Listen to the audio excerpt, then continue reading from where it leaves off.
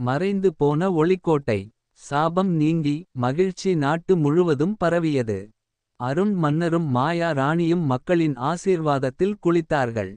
ஆனால் வெண்மதி கிரீடத்தின் மாய சக்தி இன்னும் முழுமையாக வெளிப்படவில்லை.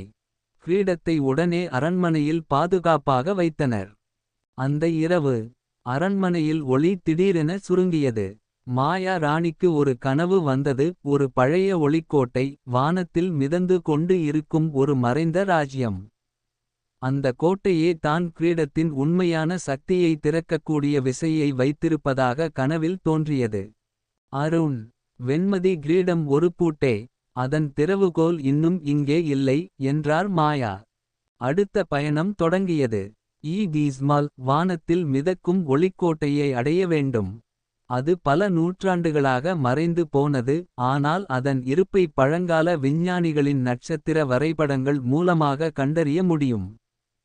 அருணும் மாயாவும் தங்களது விசுவாசமான வீரனான தாரக் மற்றும் வானவியல் நிபுணர் அகனாஷி உடன் பயணத்தை தொடங்கினர்.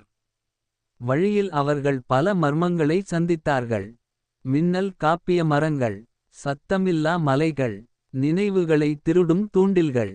ஒளிக்கோட்டை அருகில் வரும் போது வானில் ஒரு மின்சாரம் பறந்தது. கோட்டையின் வாசலை பாதுகாக்கும் வானவேள்வி ராட்சசி எழுந்தாள்.